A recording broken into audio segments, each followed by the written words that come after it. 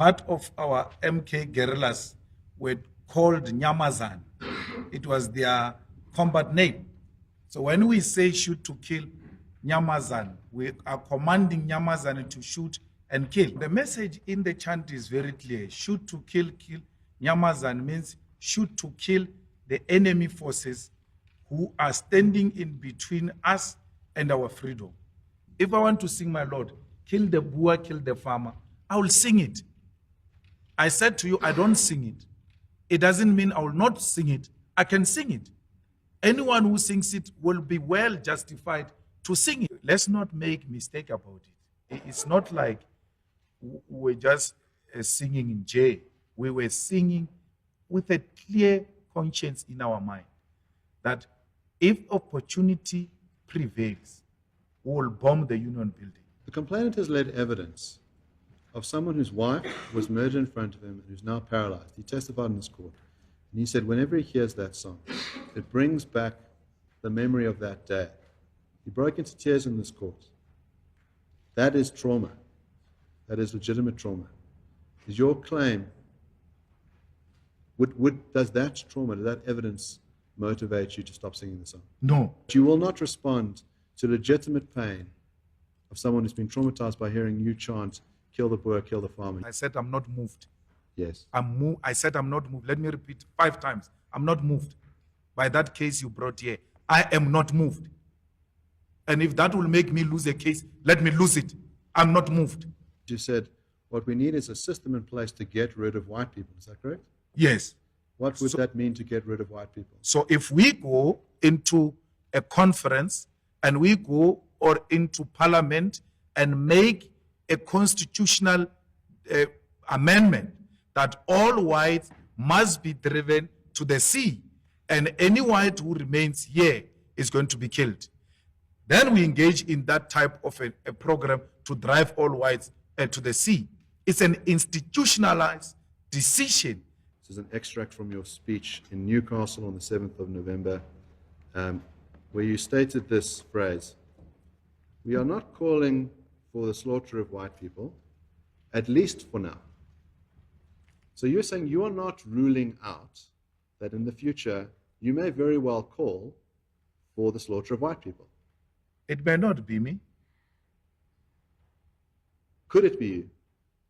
It could be me. If I asked you to pledge to say, I will never call for the slaughter of white people, would you make that pledge? I will do it with ease. Make that pledge. Why would I do that? I'm asking you to make that pledge. I You said I will do it. I won't do it. Make the pledge. I won't do it. You won't do it. Madiba coerced us into reconciling with people who have never been one with. That was a myth. It is unrealistic. You can't reconcile if you have never been together. In April 2010, Leon Kokomo, at the age of 39, was attacked on his farm near Cullinan in Gauteng. The attackers screamed the words, "Die, white man, die, Viva Malema," as they were attacking Kokomo. In June 2014, Knowledge Paulus Mglazi, 28, admitted to murdering 5 white farmers in 3 months between March and June 2014. Quote, "My hate for white people made me do it," he said. He described his conduct as merely going to work and boasted in the courtroom about the fact that he had 6 murders under his belt. You'd stated earlier that there are no murders of white people. What you say you mean by that is they are just murders. Now, I've given you 2 examples where the contention is that these are racially motivated. There is no problem of white people being killed. There's no problem of farmers being killed. Are you willing to condemn the murder of white people? No, I'm willing to condemn murder, not of white people. On 6th of March 2009, Alice Lotta, at the age of 76, and her daughter Helen, at the age of 57, were tortured to death on their farm in Allenbridge near Volcom in the Free State. Their home was several hundred meters from the Allen Ridge police station. Both women were tortured for hours, being stabbed with broken glass bottles in their vaginas. One of the women also had her breast cut off while she was still alive.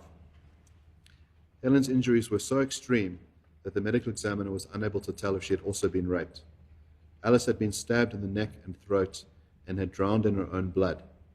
Their blood was used to write the words, kill the Boer on the walls of their homestead.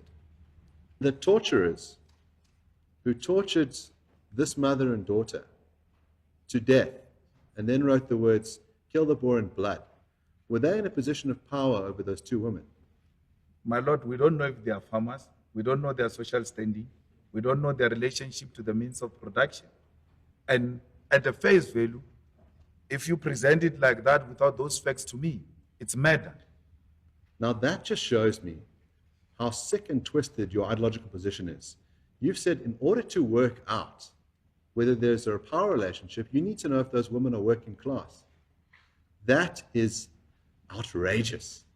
It's so obvious to every person in this court that a person who tortures another person to death exercises power over them, and you will not acknowledge that. Can you not see the problem with that? No, I never said I'm someone moderate. I'm very radical and very militant, and I make no apology about that. And I stand by everything I said. My Lord, let them play you the whole video. I said, and I remember it very well, there's no farm murder. There are no white people being murdered in South Africa. Would you embrace violence as a process to decolonize South Africa? Colonialism is violent. It's like racism. And the only way to deal with violence, you must be violent.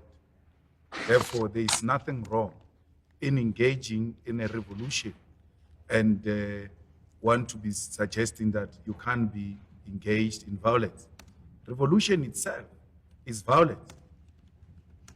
You would be happy to then endorse the use of violence for your revolutionary aims? My Lord, when the time comes and the conditions on the ground necessitate that arms must be taken, we'll do so without hesitation. I'm not scared of death. I'm not scared of death. I don't know why I'm still alive. Are you scared of I killing? died long time ago. Are you scared of killing? I'm not scared of killing.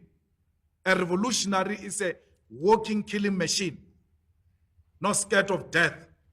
If that need arise, I will kill, and I will do so with no hesitation.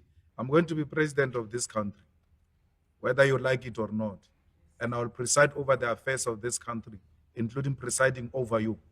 I think you must start adjusting to that reality.